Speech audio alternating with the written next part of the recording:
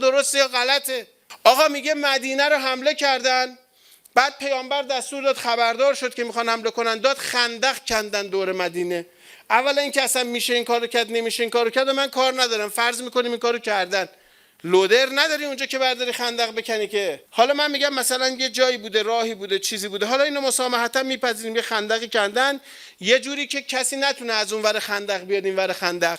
یه نفری از سواری انقدر چابک بوده، انقدر این کاره بوده، رفته عقب اومده حمله کرده، از رو اینجا پریده. یک به نفع ایشون فعلا. بعد گفته حلم مبارز. کی؟ همه ترسیدن. اینجوری میگن دیگه. یعنی انقدر شجاع بوده و قوی بوده، همه ترسیدن، همه گرخیدن.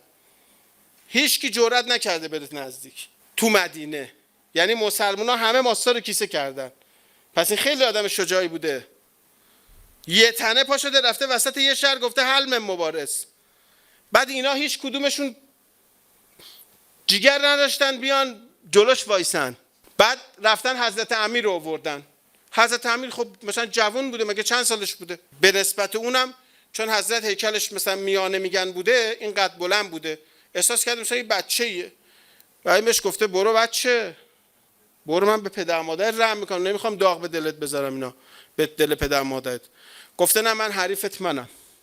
بعد اون آدمه که سوار اسب بوده به ایشون برگشته گفته که خب چون میخوام باید مبارزه کنم و من میدونم که تو کشته میشی، من یه مردونگی واسه خودم دارم، یک آرزو بکن آرزوتو مستجاب کنم. بابا دمش گرم. الان مثلا خیلی انسانیت پیشرفت کرده، یکی میخوان اعدام کنن، شب قبل میگن غذا چی میخوای واسط بیاریم، نمیگن هر کاری بگی میکنیم که. تو اصلا بگو چه میدونم چنجه، بگو نمیدونم چه فایده ای داره. حالا هم غذا خوب تو ذهن شما چیه؟ همون که تو ذهنتونه، میشه بخوری، میخوان اعدامت کنن صبح. خب بعد این برگشت بهش گفت که خب هر کاری بگم میکنی؟ گفت آره. گفت پس برگرد برو. گفت نه من نمیرم که من اومدم بجنگم باید دیگه. برو که نداریم که، یه چیزی بگو بشه. برو که. این بهش گفت که پس بیا مسلمون شو. گفت ببین دیگه نه چیز نگو دیگه، دریوری نگو، من اومدم باید بجنگم دیگه. من پیغمبرش تو میگید بهش میگید پیغمبر هر کاری کرده نشده، حالا مثلا چی الان؟ نه یه چیزی بگو.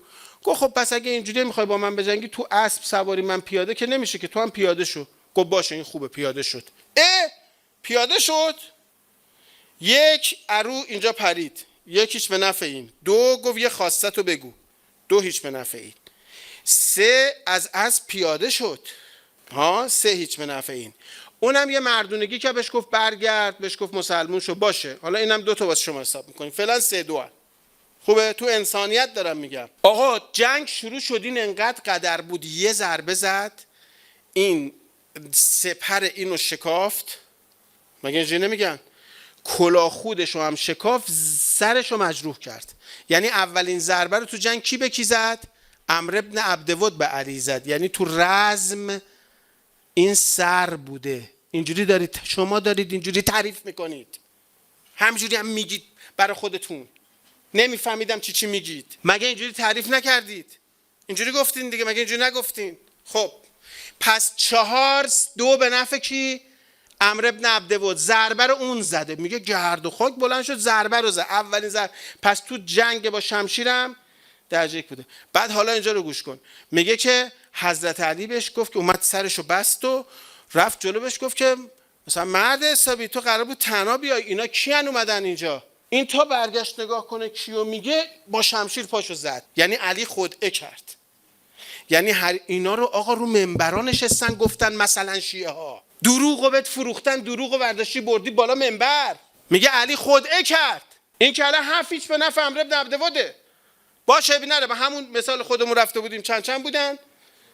4-2 بودن، این شد 5-2. بابا این خودعه کرد، این با قدرت بدنی زد، این خودعه کرد. میگه پاهاش قطع شد، افتاد زمین، همینجوری خون داشت ازش میرفت. بعد میگه گذاشت که یه ذره خون رفت که جون دیگه نداشت، اومد نشست رو سینه‌اش سرشو ببره. اصلا مگه کشتن مجروح تو جنگ حرام نیست؟ مجروحی که کاری ازش بر نمیاد، کسی که 2 تا پاش قطع شده چیکار میخواد بکنه؟ یه وقت یه مجروح تیر رو بهش زدی، مجروح شده داره با تیر شما رو میزنه با تفنگ، خب اون داره میزنه. این که کاری ازش برای این ور خندق هم هست که کسی هم که نمیتونه بیاد اینجا، اینا ولش کنی مرده، نشستی سرشو ببری. تمام فقهای شیعه حرام میدونن کشتن مجروحو. مگه نمیگن مجروحو نکشی، جز قوانین جنگ ماست. بعد شما که علی نشست سر اینو ببره، مگه ما سر بریدن داریم تو اسلام؟ سر چیو ببره؟ و سر ببره بره پیش پیغمبر یا رسول الله، همه مسلمان الله اکبر الله اکبر به درکش واصل شد، دوندرون دور این آهنگا بزنن و آقا بیا پیغمبر بگه اون سر ابر دبده بود. شما پیغمبر اینجوری میبینید؟ بعد به این آدم میگید انک لعلی خلق عظیم. بعد این آدم مصداق و ما ارسلناک الا رحمتا للعالمین میشه، کسی که مجروحو میکشه. بعد میگه نشسته رو سینه‌اش سرشو ببره. بعد میگه این آب دهن انداخت تو صورتش. پا شد رفت یه دور زد، آروم شد، گفت برای خدا سرشو ببرم. پس برای خدا سر میبرن. الان تو این داستان آقا مگه این فیلمشو درست کنم تو دنیا پخش کنم، مردم جهان، فطرت جهان طرفدار عمرو بن عبدود میشه یا طرفدار علی بن ابی طالبی که این داستان تعریف میکنه؟ معلومه طرفدار عمرو بن عبدود میشه، میگه اون خیلی مرد بود، این خودعه کرد. بعد از اینجا در آوردن که بله تو جنگ ما میتونیم خودعه کنیم. اصلا این سند داره این حرف. بعد جذابش اینه که سند شیعی نداره این حرف. تنها چیزی که گفته طرف میگه با علی من با هم رفتیم، جنگ شد، میگه انقدر گرد و خاک شد من هیچ صدایی نشنیدم، یعنی کسی رو نمیدیدم دیگه. تنها مستندی که شیعه گفته اینه که آقا جنگ شد، گرد و خاک شد، نمیدیدم، یه دفعه دیدم علی گفت الله اکبر، فهمیدم پیروز شده. بعد این همه ازش داستان درست کردن. بعد تا میره رو منبر میگی. بعد من اگه فطرت داشته باشم میگم آقا واقعیت اینجا عمرو بن عبدود از نظر من درجهش بالاتر با این داستان، با این طرز تعریف. حالا این حرف سند داره؟ نه. این حرف درسته؟ نه. حضرت علی این کار کرده؟ نه. ما سربریدن داریم در اسلام، حرامه. کشتن مجروح حرامه. خودعه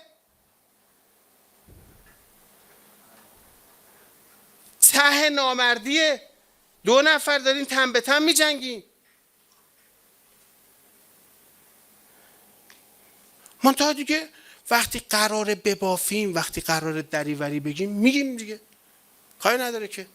خب الان این داستانی که من با شما تعریف کردم، این چیزی که گفتن و بعدم بدون توجه رو منبر رو گفتن، شما اینو ببینید بعد بگید احمد و شیء عندی و احق به حمدی، این شما رو به ستایش وامی داره؟ معلومه داستان تقلبه، چون حالتون رو بد میکنه. منتها چون تا الان مهر تقدس روش خورده بود، جرئت نمیکردی راجبش سوال کنی.